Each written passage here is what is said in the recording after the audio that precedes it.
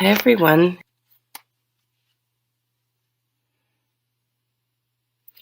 At the bottom of the deck is the Three of Cups. So this week, the Three of Cups on a very practical, predictive level is just meaning you could be going out with coworkers for a few drinks or getting together with friends and just out socializing, doing some sort of getting together with other people. Um, So what that can mean at the bottom of the deck, that it's within one of these situations where you're coming together in a group that is the catalyst or is in which the rest of the cards sort of stem from. So we do have the Three of Swords here. For some of you, it could be that when you're out, you see like an ex-boyfriend or girlfriend or someone that your relationship did not maybe end on the best note. And so seeing them may be difficult and it may bring up some jealousy or some resentment and old thoughts you had about that person in that situation. So you could be out with a bunch of friends, see someone else, and it might set you mentally, you may start looping through that situation or that old relationship, and it may, just sort of set you off for a little bit on a bad sort of mental rabbit hole that you go down remembering things and um or for a very small percentage of you, you could be out and you could see someone you're dating with someone else or something along those lines. But the Three of Swords is swords are a mental card. They're about thoughts. So being mindful about the story you attach to situations and the weight that you give them, and it's really about perspective. So you may see an ex-boyfriend or girlfriend out and they may be with someone new, and you have to think about if it hurts. It's like, why does that still hurt? Why am I still attached to them? Do I need to do a cord cutting? Is it the realization that it's really over and realizing that hurts? Why am I allowing myself to stir this up in my mind and go letting it get me in a bad way? But some sort of truth.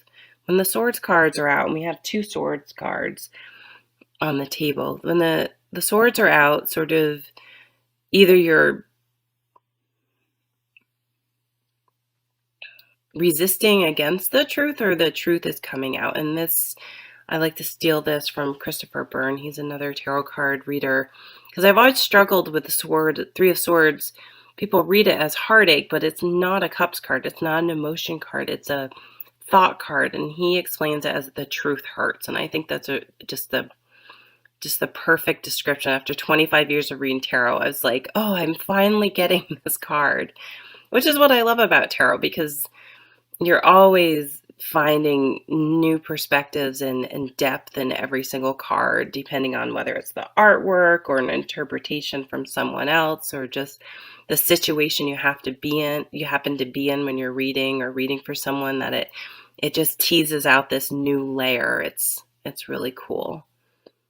So you're going to find something out this week that might hurt. And it's really funny because sometimes, like, you can have an ex-boyfriend and there was someone new and you don't care at all.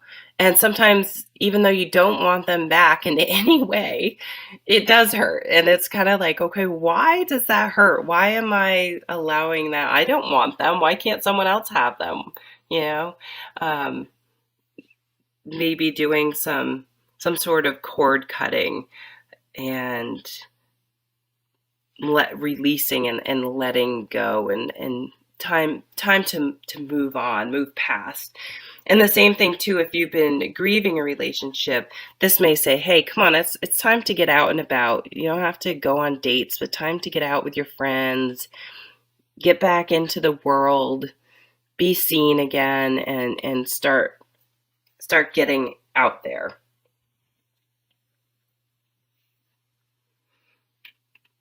And we have the Six of Pentacles. And this is a card about giving and receiving. So sometimes when you're in a bad spot, one way to pull yourself out of it is to by getting a different perspective by helping other people. I mean, it could be that you need help and you need to lean on someone and ask for their help, and they will be there for you. But go volunteer at the hospital, help out with some sort of fundraiser, get sort of out of your mind, obsessing about something. That can be a good way to help break you out of that Three of Swords. Distract yourself. Get a big perspective. Like, things could be worse. It doesn't negate, and I don't want you to ignore or feel like your feelings aren't valid. But jealousy, I really think of the Three of Swords a lot as jealousy, and jealousy is a state of mind, and not focusing on it, putting someone out of your mind is very helpful, because there's no reason.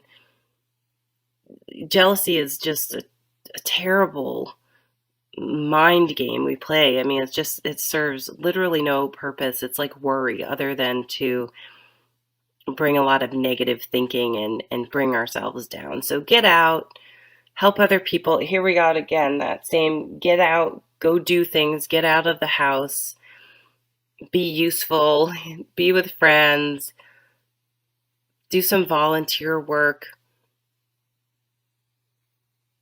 Being, lots of times giving, you get as much out of giving as the person you're giving to. But this week, clarity is going to come. This is cutting away all the other bullshit, for lack of a better word, that we attach to situations, and really getting down to the bare truth. And it could be, for some of you, going through the breakup of a relationship, or even if you've been broken up for a long time, just seeing that person again, or even a friendship. It doesn't have to be a romantic relationship or an old boss. Anything where it was not the best, you still have like resentment and residual feelings.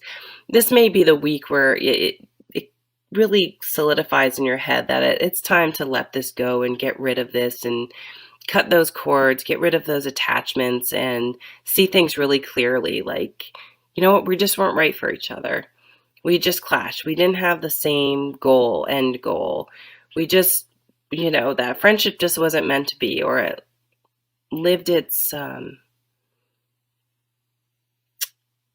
we learned the lesson or the wisdom that we were supposed to get from that relationship, and it's time to move on. It's past its expiration date, and it wasn't something that we need to continue to carry the resentment and negative thinking. And I think when we do that, we're going to bring a lot of new opportunities into our lives. So get up, get out of the house, interact with new people, meet new people, get out with your friends, and just really start living again. And there are plenty of people who can lead you through a cord cutting ceremony on YouTube. Just Google cord cutting and find one that resonates with you. And I think that might be really, sometimes we need to just physically do something where we're like, I am officially letting this go. And just by the act of doing that, it will really help us to move on. So thank you so much for watching, and I'll see you at the next video.